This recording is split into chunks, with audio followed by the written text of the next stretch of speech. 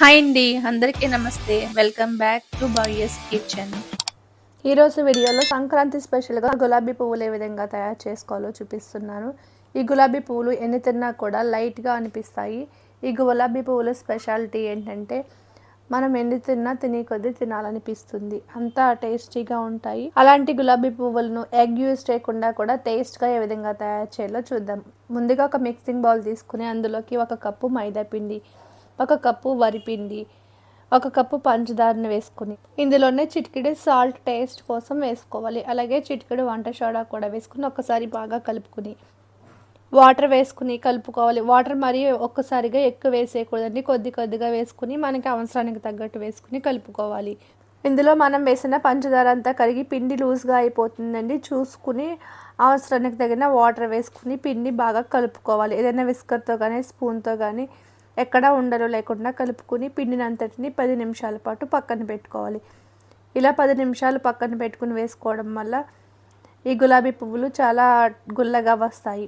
మీరు వరిపిండి తడిపిండి తీసుకున్నట్లయితే వెంటనే వేసేసుకోవచ్చు. అలా కాదు, పొడిపిండి తీసుకుంటే ఇలా 10 to 15 మినిట్స్ పాటు పక్కన పెట్టుకుని వేసుకోవాలి. ఈ గులాబీ పువ్వులు మరింత హెల్తీగా చేసుకోవాలంటే కనుక మనం పంచదార తీసుకున్నాం కదా, పంచదార ప్లేస్లో బెల్లం పొడినైనా వేసుకుని చేసుకోవచ్చండి. ఇలా కలుపుకున్న పిండిలోకి కొద్దిగా ఇలాచీ పౌడర్ వేసుకుని మరొకసారి బాగా కలుపుకోవాలి. 10 నిమిషాల తర్వాత చూడండి, పిండి ఈ కన్సిస్టెన్సీ ఉండే విధంగా చూసుకోవాలి. మరి పలుచుగా కలుపుకోకూడదు. ఈ విధంగా కలుపుకుని ఏదైనా ఒక బౌల్లోకి కొద్ది కొద్దిగా పిండిని తీసుకుని గులాబీ పువ్వుల్ని వేసుకోవాలి. ఇప్పుడు గులాబీ పువ్వులు తయారు చేసుకోవడానికి డీప్ ఫ్రైకి సరిపడా ఆయిల్ పెట్టుకుని ఆయిల్ బాగా వేడయ్యాక మనం గులాబీ పువ్వులు వేసుకునే మౌల్ ఉంటుంది కదా, ఆ మౌల్ని ఆయిల్లోని చాలాసేపు వేడవనివ్వాలి. వేడయ్యాక ఆ మౌల్ని తీసుకుని పిండిలోకి సగం వరకు ముంచుకోవాలి. పూర్తిగా ముంచకూడదండి.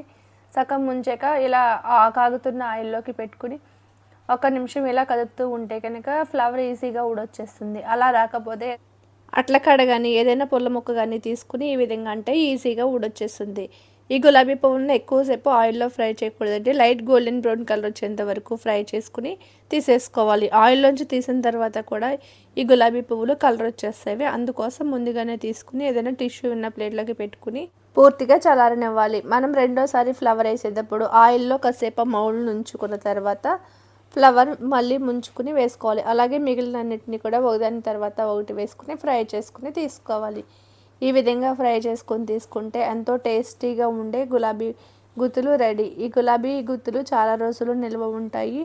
చాలా క్రిస్పీగా టేస్టీగా కూడా వస్తాయి. మీరు ఒకసారి ఈ విధంగా ట్రై చేసి చూడండి. ట్రై చేశాక మీకు ఎలా వచ్చిందో నాకు కామెంట్ చేయడం మర్చిపోకండి. అలాగే ఈ వీడియో కనుక మీకు నచ్చితే మీ ఫ్రెండ్స్ అండ్ ఫ్యామిలీ మెంబర్స్కి షేర్ చేయండి, లైక్ చేయండి. ఫస్ట్ టైం కనుక నా వీడియోలను చూస్తున్నట్లయితే ప్లీజ్ సబ్స్క్రైబ్ చేసుకోండి. పక్కనున్న బెల్ ఐకాన్ని ప్రెస్ చేయండి. Thanks for watching.